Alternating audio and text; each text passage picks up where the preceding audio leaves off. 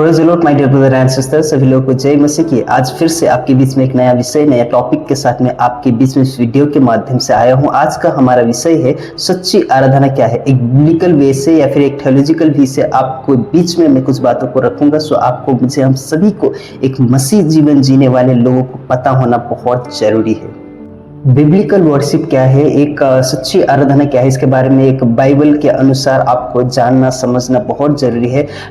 Worship का परिभाषा क्या है? गाना सिर्फ गाना ओट से नहीं, लेकिन या फिर कली से जाना वह नहीं होता। सबसे पहली बात, आपको, मुझे, हम सभी को आराधना की परिभाषा पता होना चाहिए।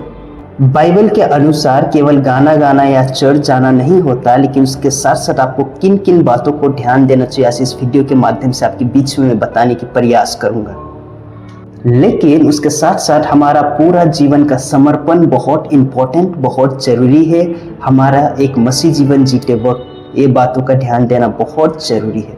यूहन्ना की किताब 4 अध्याय उसका 24 वचन में इस प्रकार से लिखा है और स्टेटमेंट देता है कि परमेश्वर एक आत्मा है और उसकी आराधना आत्मा और सच्चाई से होनी चाहिए। My dear brother and sister, इसका अर्थ क्या है आपको, मुझे जानना होगा। आराधना केवल ओटों से करना बहुत आसान है, लेकिन जिस दिन आप समझ जाते हैं हमारी आराधना ओट से नहीं दिल से होनी चाहिए, उस दिन प्रभु को प्रसन्न मिलता है। जैसे कि मैंने कहा, आराधना हमारे दिल से होनी चाहिए, ना कि सिर्फ ओटों से। इसका मतलब क्या है? आत्मा और सच्चाई से करना बहुत जरूरी है। चाहे वो वर्शिपर हो, चाहे ऐसे पास्टर जब वर्शिप करते हैं, सभी लोगों का इस बातों का ध्यान देना बहुत जरूरी है। आज कितने ऐसे वर्शिपर हैं, कितने ऐसे प्रभु की आराधना करने वाले लोग हैं, आराधना तो करते हैं लेकिन उनका दिल, उनका मन प्रभु से बहुत दूर है। सच्चाई का मतलब क्या है? सच्चाई का मतलब होता है वचन के अनुसार, वचन के आधार पे आपकी वर्शिप, आपकी आराधना होना चाहिए, जिससे प्रभु यीशु मसीह को प्रसन्न मिलता है। दूसरी बात, आपको, मुझे जानना होगा कि आराधना एक हमारा जीवन शैली है। ये सिर्फ एक दिन किया या फिर सिर्फ संडे को जाके वर्शिप करते इतना तक ही सीमित नहीं होनी चाहिए, या फिर इतना तक ही खत्म नहीं होता। ये हमारे जीवन का यह एक शैली है। आराधना केवल रविवार तक ही सीमित नहीं होनी चाहिए। आराधना केवल रविवार तक ही सीमित नहीं होनी चाहिए, लेकिन ये प्रतिदिन, हर दिन जब अपने जीवन को जीते हो, हर दिन आपके जीवन में प्रभु के प्रति आराधना, उसको स्मरण करना हमारा कर्तव्य बनता है।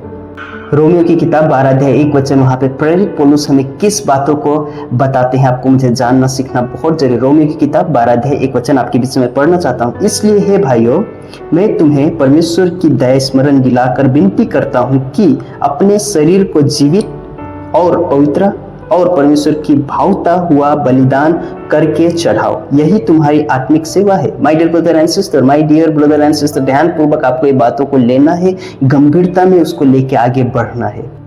इसलिए मैंने शुरुआत में कहा हमारा जीवन शैली ही आराधना है। इस बातों को हमें यहाँ पे सीखने को मिलता है।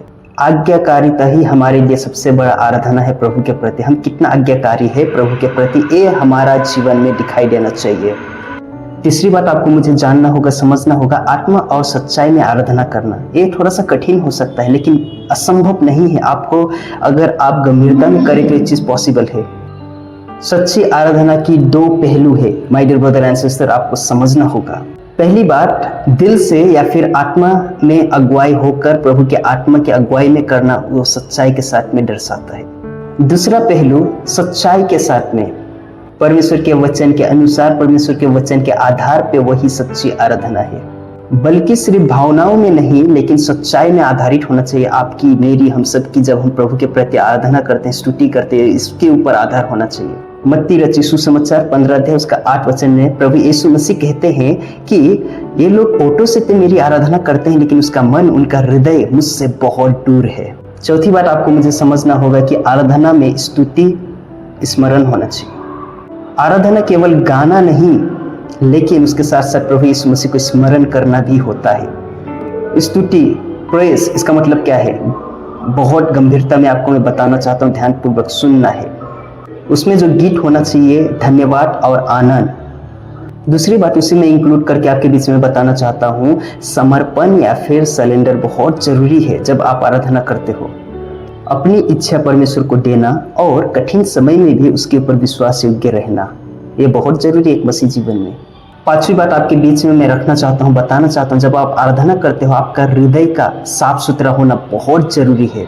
प्रभु यीशु मसीह जो है बाहर की चीज़ों से कहीं ज़्यादा वो आपके मेरे हृदय को देखते हैं। हम कपड़े कैसे लगाते हैं वो महत्व तो नहीं देता, लेकिन हमारा दिल प्रभु के प्रति कितना नज़दीक है, कितना साफ है, वो बहुत ज़रूरी है। एक मसीह जीवन में जब आप आराधना करने के लिए आप खड़े रहते हो या आराधना करते हो तो उस टाइम पे आपका पश्चाताप होना बहुत ज़रूरी है।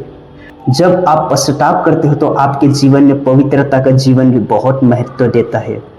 जब हम आराधना करते हैं या फिर आराधना में अपनी जीवन लेते हैं तो वहाँ पे हमारा जीवन बदलता है। आराधना केवल परमेश्वर के लिए नहीं, लेकिन उसके साथ साथ हमारा जीवन भी बदलता है my dear brother and sister. आराधना करने से हम परमेश्वर के करीब जाते हैं और हमारे जीवन में वह शांति प्रकट करता है। बाइबल में बेस्ट एग्जाम्पल है दाऊद राजा ने। कठिन समय में भी उसने आराधना किया और परमेश्वर से उसने शक्ति पाई।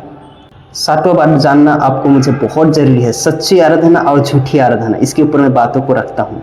झूठी आराधना कैसा होता है? सिर्फ दिखावा, लेकिन प्रभु से दिल बहुत दूर है। बस हम दिखाएंगे, हम आराधना तो करेंगे, लेकिन हमारा हृदय बहुत दूर रहता है। प्रभु के प्रति जो हमारा दिल रहता है उससे बहुत करीब रहता है हमारा मन, वैसा दिखावे का आराधना प्रभु को पसंद नहीं है। दूसरी बात, सच्ची आराधना कैसा होता है? दिल से करना, परमेश्वर के योजना के अनुसार, परमेश्वर के वचन के आधार पे करना, वह सच्ची आराधना होता है। और उसके साथ साथ में आज्ञाकारी के साथ में।